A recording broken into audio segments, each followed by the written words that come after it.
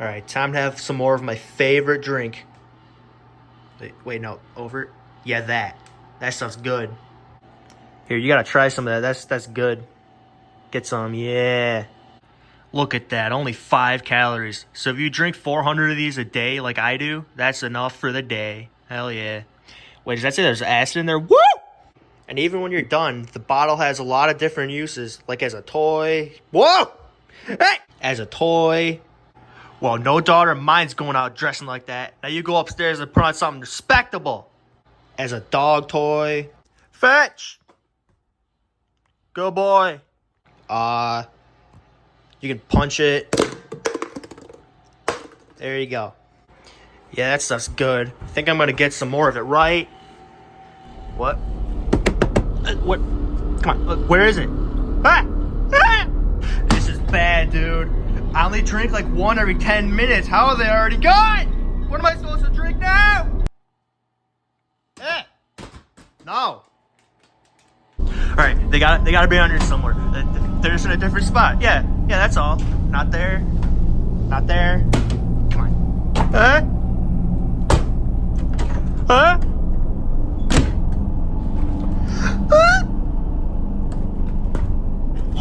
Yeah. It's the last place left to look. Come on. No. Where is it? Must really be gone. Here, you gotta try some of that. That's good. Get some. Yeah. I know where it is. Aha! I know it. You got a taste for this stuff, and now you want it all to yourself. Well, guess what, bud? This town is big enough for the two of us, but I just don't want to share. You have 3 seconds to give that up, or I take one of your treats. Your cat treats. Yeah. 1, 2, 3. Oh, man. I think I actually like these better than the tea. Whoops. Time to have some more of my favorite snack, cat treats. Yeah.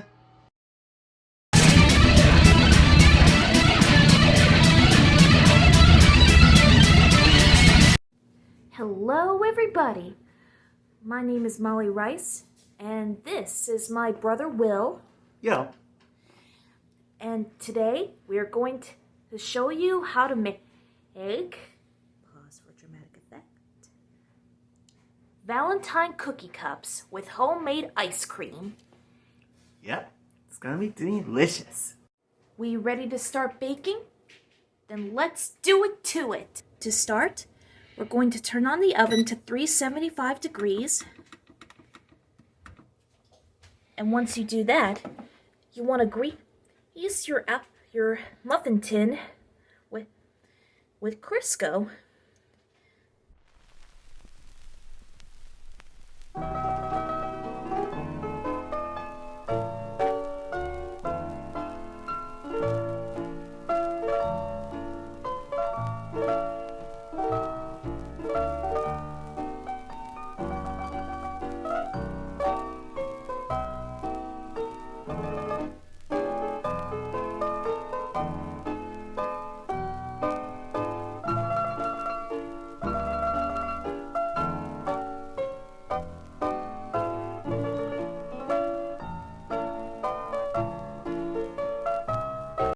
Don't stop blending until they're all creamed together, like so.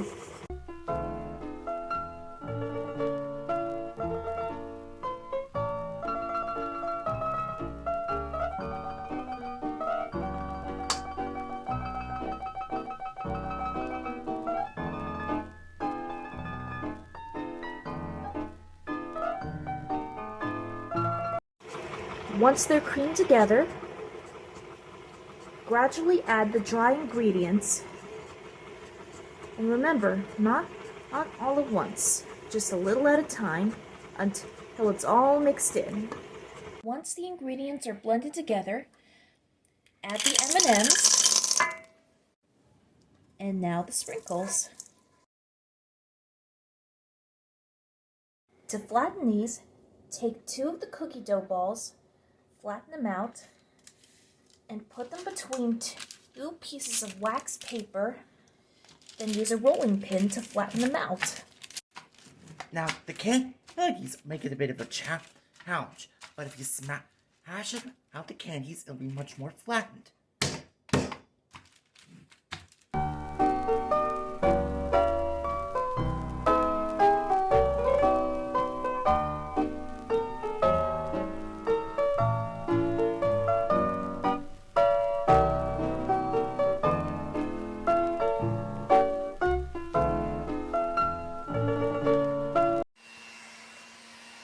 Now let's see.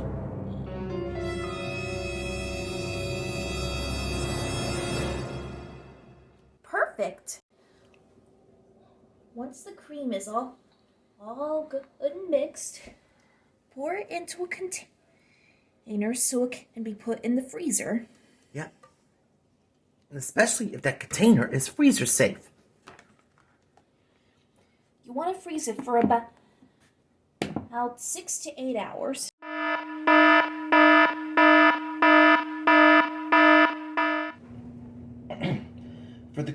For the cutting process, you use a pizza cutter like this, and try to keep it steady as you go along. Voila! Valentine's Day cookie cups. You can put ice cream in there or any kind of snack you want. Pretzels, candy, popcorn, heck, even mac and cheese. But I wouldn't recommend it. So that's how you make Valentine's Day cookie cups with homemade ice cream. We hope you enjoyed this video, and you'll get a chance to make some cookie cups too. And remember that great baking is not for the faint of heart. It must be imaginative and strong-hearted, and you must not let anyone defy your limits because of where you come from. Your only limit is your passion and your soul. Now, what they say is true that anyone can bake, but only the fearless can be great.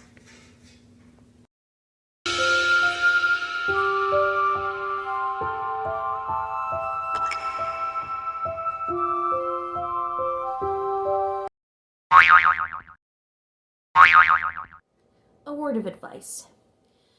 Spread the cookies out on the muffin tin before you put them in the oven. And here's what happens if you don't. Oops.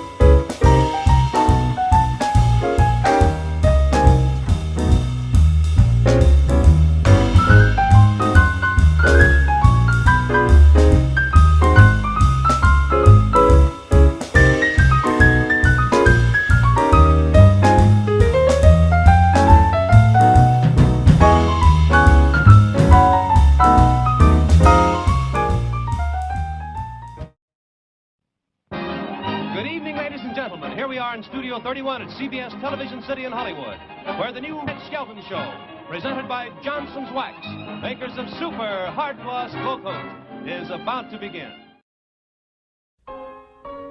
Red Skelton was one of the greatest comic actors of the 20th century.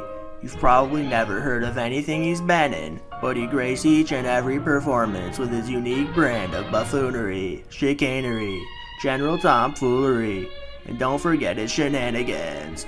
But there's more to a Skelton than just a funny bone, as Red Skelton demonstrates. He wasn't always doing comedy for comedy's sake. Sometimes it was a remedy for tragedy. Red Skelton was born around 1913 in Vincennes, Indiana. Red is actually his middle name, with his first name being Richard. Dick Skelton grew up poor, so started working at the age of 7 so he'd be slightly less poor. This included work as a paper boy, where his strategy was to not shut up till someone bought his paper. One of his customers was the star of a local show, and took Skelton to meet the other performers, which officially inspired him to pursue a career in acting. He dropped out of school around the age of 13 or 14, and started his career working at a showboat, in burlesque houses, and minstrel shows. God damn it. As Red Skelton moved on with the times and became a vaudeville performer and master of ceremonies, he met his first wife, Edna, who actually helped write some of his bits, such as Donut Dunkers, an impression of how people ate donuts. This proved to be one of his most popular bits, and eventually he made his way to performing at the goddamn White House. FDR loved Red Skelton's style and grace, and had him as the master of ceremonies at his birthday celebrations for several years. He would have danced around in excitement after hearing Skelton's routine, but he had polio, so that would have been too hard for him. After he had mastered enough ceremonies, Red Skelton broke into film, playing Wally the Fox Benton in Whistling in the Dark, Whistling in Dixie, and Whistling in Brooklyn. He had to abandon his original goal of whistling in every American location to act in other films. There's too many to name, so they're just gonna flash on screen really fast. And then he was drafted into World War II in 1944. What do you mean that came out of nowhere? What are you talking about?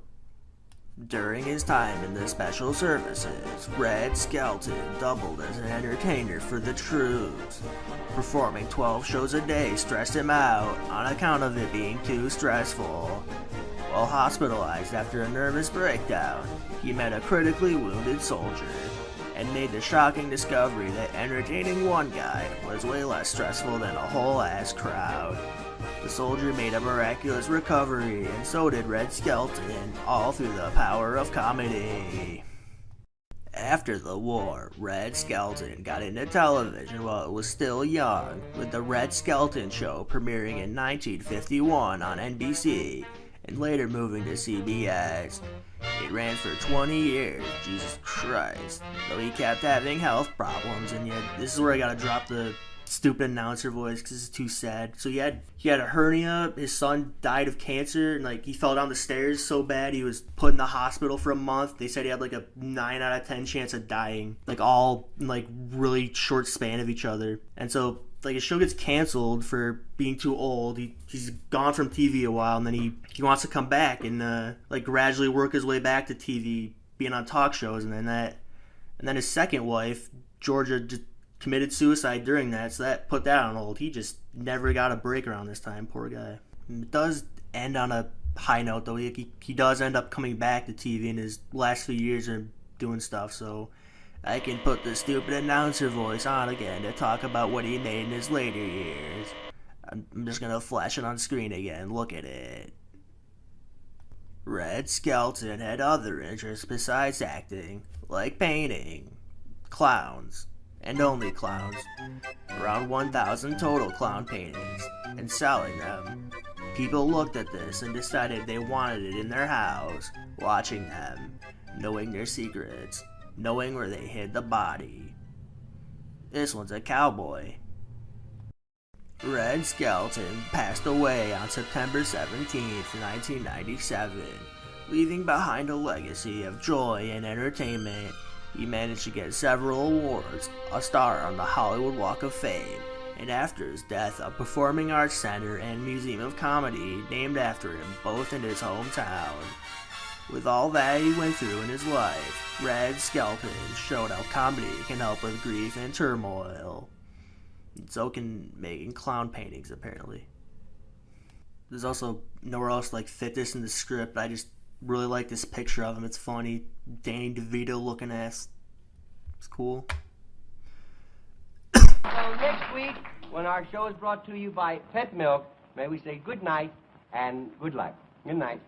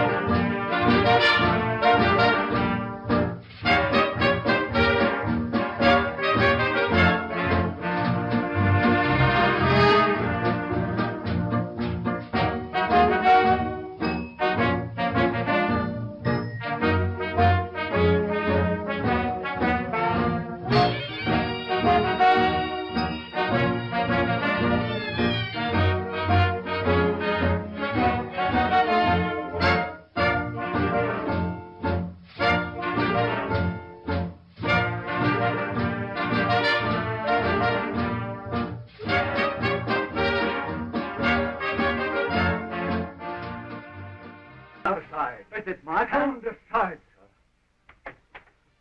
Oh, what am I going to do? I'm too old to be locked up. Tell me, where's Daddy? What's he going to do? Nothing, honey. What's he going to do? It's all right, dear. Just wait here a minute. Timothy, tell me. I don't know what you've been told,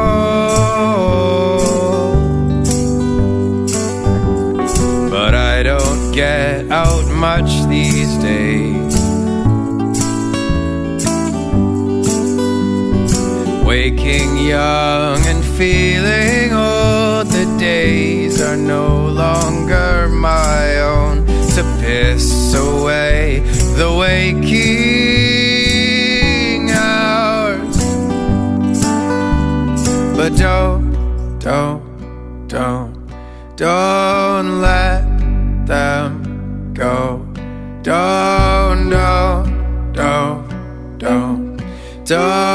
let them go to waste. The fire in my eye is bleeding now.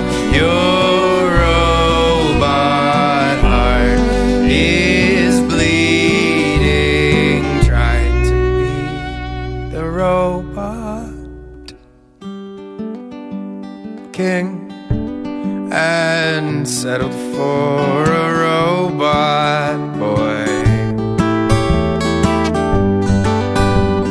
Ring the bells that still can ring and sing your stupid head off to the ones who are not listening. But don't let them go. Don't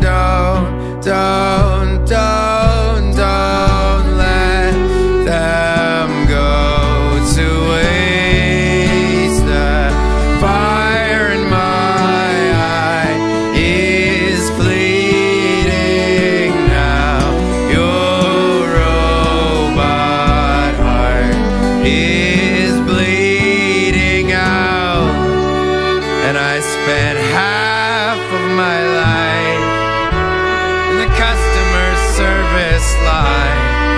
Flaws in the design, a sign of the times. And that little voice in the back of your mind just wants you to know,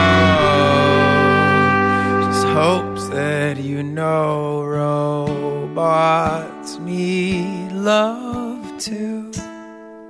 They want to be loved by you. They want to be loved by you. They want to be loved by robots need love too. They want to be loved by you. They want to be loved by you. They want to be loved by robots need love too. They want to be loved by you. They want to be loved by you. They want to be loved by robots need love too. They want to be loved by you. They want to be loved by you.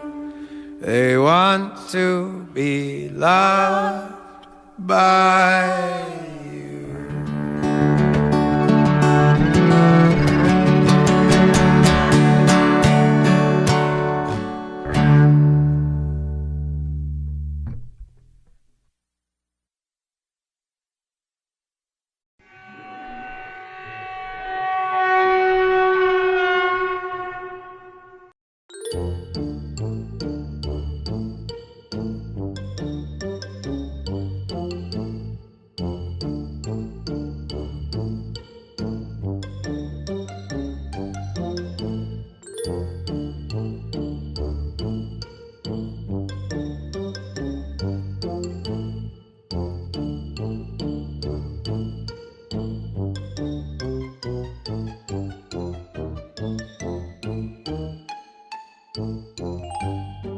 My name is Lucy. I am 4 years old and am from Western New York. I live with my brother Yoshi and my 3 servants. I guess y'all would call me a typical cat. I like to beg for little pieces of chicken. I look out the windows and sit in sunbeams. But there is one thing about me that sets me apart from the clouder. I love being brushed. I cannot get enough of it. Every day when my favorite servant gets up and comes down the stairs, I come running to remind them of their purpose. I allow them to pet me and then wait very patiently for my brush-ins. My servant usually makes me wait for several forevers before they come into my room and start work. When I get brush-ins, I walk back and forth to monitor the room while I stretch out and scrape my belly on the rug. The servants are not allowed to touch my belly fur. It is my most softest fur and is for me only. I let my servant do their job for as long as they can before I get annoyed with them and bite their ankle or get distracted by the outside or noise.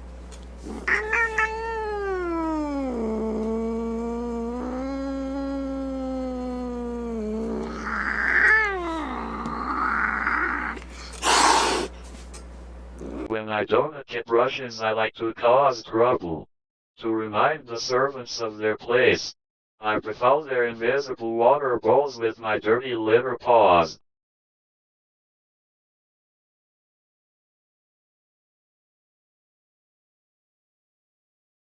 I attack their plants for the snackable hanging grassy babies.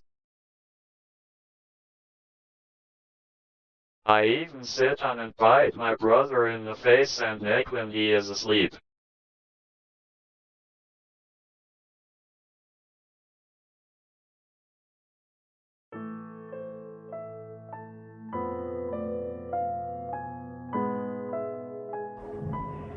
Lucy, when you asked me for brush-ins 20 times in one day, it really hurt my feelings. And look what you did to my face. And look what you did to my wrist. I can't even clutch a simple pencil or mouse. Oh, but it's all about your mice. That's fine. But when I want to hold a mouse, I can't. Because you have a problem. And you need help.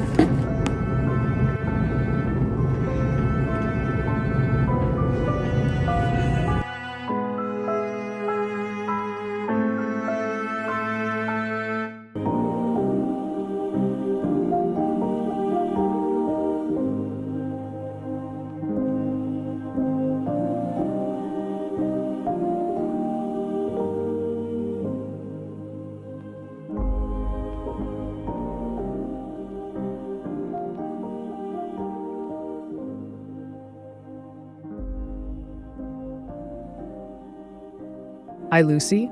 I'm Dr. Schlock. You're here because your family is concerned about your dependence on brush-ins.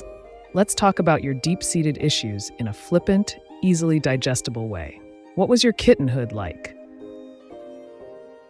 I grew up on the streets, so it was hard to get pets and snacks, and my beautiful fur was always dirty.